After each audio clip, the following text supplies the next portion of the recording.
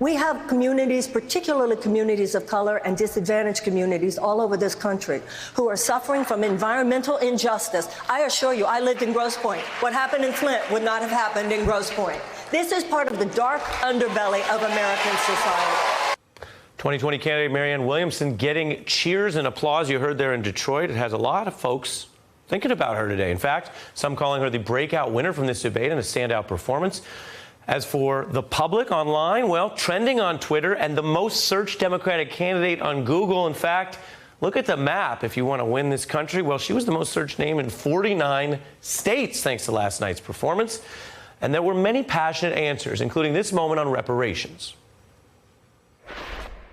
What makes me qualified to say $200 to $500 billion? I'll tell you what makes me qualified. If you did the math of the 40 acres and a mule, given that there was 4 to 5 million slaves at the end of the Civil War, there were 4 to 5, and they were all promised 40 acres and a mule for every family of 4. If you did the math today, it would be trillions of dollars. Marianne Williamson is back on the beat. Thanks for coming back. Oh, thank you so much for having me, Ari. Of course. What do you think you got across last night? Well, I hope I got across a more meaningful discussion of race. I mean, you had such a short period of time. But I hope that with the answers that I gave about race, about Flint, about health, about the environment, and about politics in general, that I think was a larger theme, which is that we have to go deeper than just talking about external fixes. We have to have a politics that speaks to more than just watering the leaves. We have to water the roots. And I think that theme came through. You mentioned the roots. You're clearly tapping into something. When we mentioned folks searching, they're watching, then they're looking for more. Would that suggest depth, as you say, longer than even the short answers that these 10-person debates require? And with that in mind, I want to play one of your other answers last night where you really talked beyond just what many Democrats see as the crisis of Trumpism and about what's really going on. Take a look.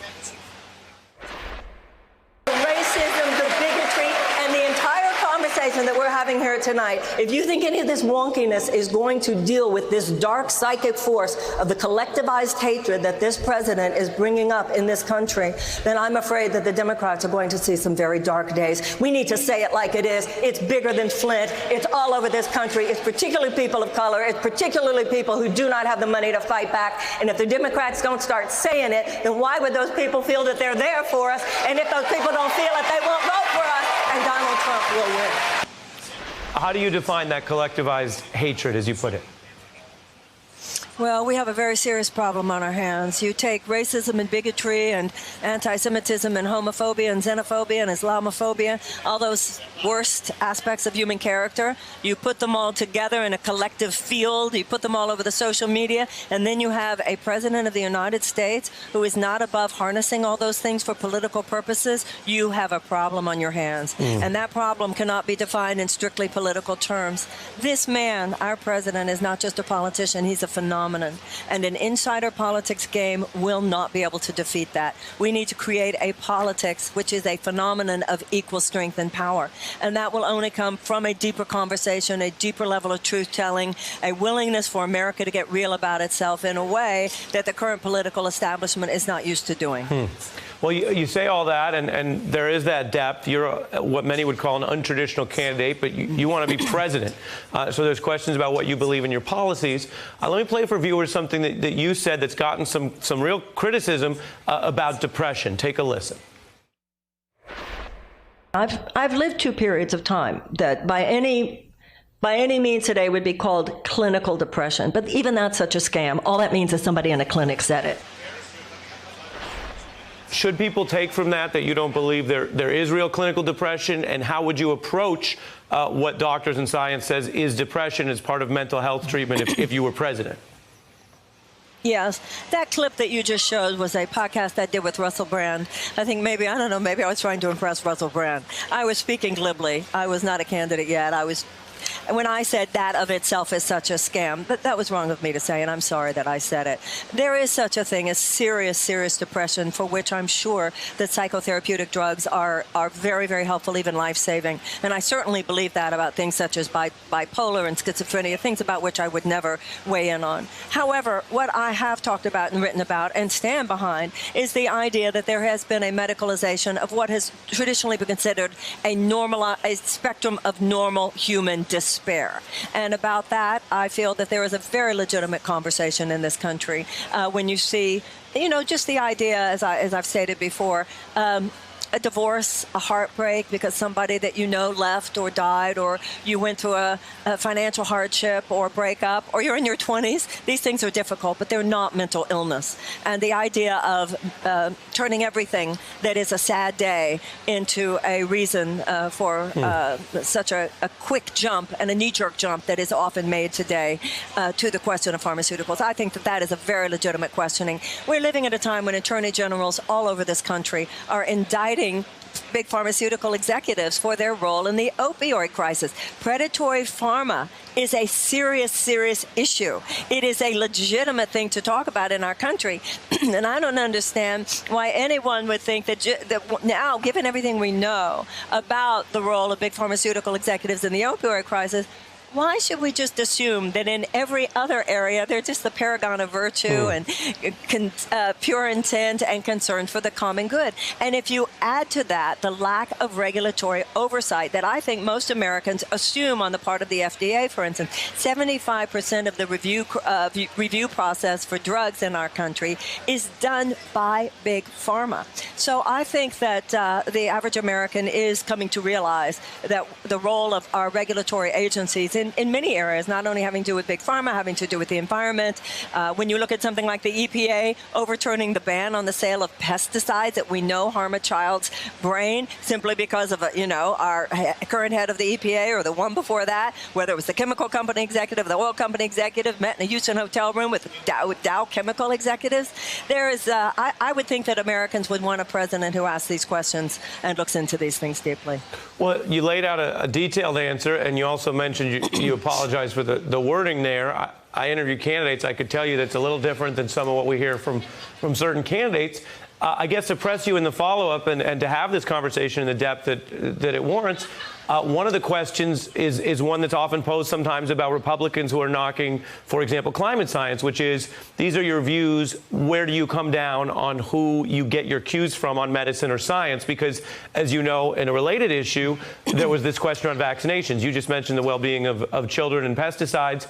You had cast skepticism on vaccinations. I wonder if you could better explain to us where you come down on that, given the science and the concern that vaccinations do work and people need them to keep these communities safe. Well, once again, I think it's an overstatement to say that I cast skepticism on vaccinations. On the issue of vaccinations, I'm pro-vaccination, I'm pro-medicine, I'm pro-science. On all of these issues, what I'm bringing up that I think is very legitimate and should not be derided and should not be marginalized, particularly in a free society, is questions about the role of predatory big pharma.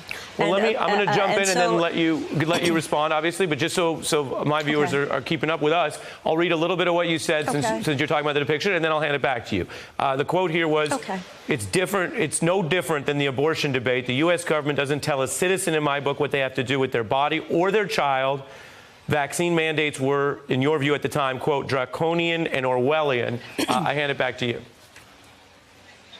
Well, the issue of draconian and Orwellian, this is the issue. When I was a child, we took far fewer vaccines. And there was much less bungling. And there was much less chronic illness. I don't know why. This is not a topic that I have consciously chosen to. This is not some big topic for me. But I have to tell you, but do you think vaccinations are contributing to things being worse now? Is that what you're suggesting? No. What I'm saying is that in 1986, there was this vaccine protection law. There was, and there have been $4 billion in vaccine compensation payments that have been made. And there was much less chronic. There was something like 12% chronic illness among our children previous to that law, and there's 54% now.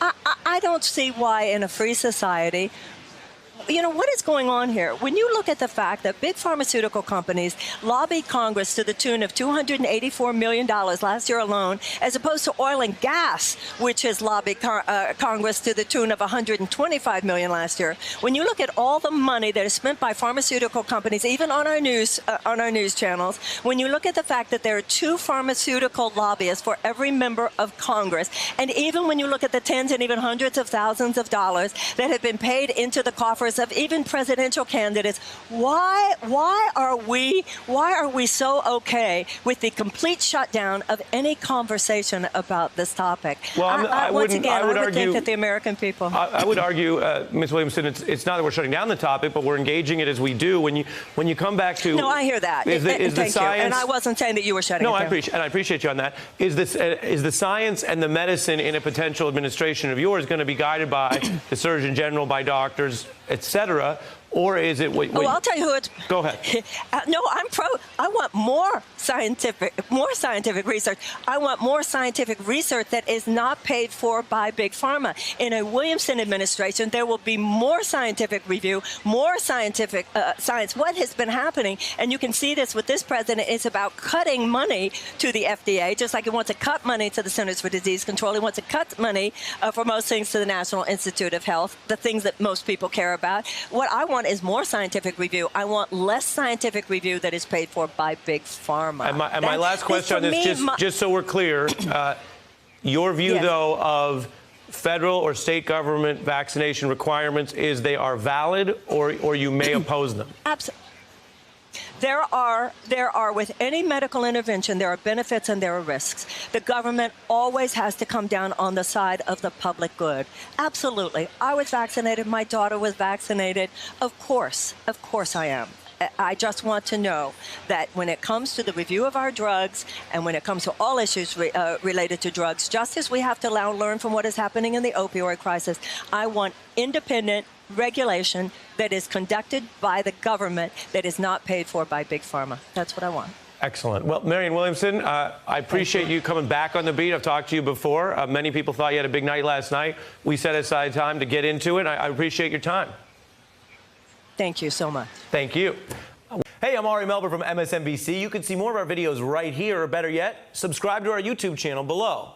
You could have been anywhere in the world, but you're here with us, and we appreciate that.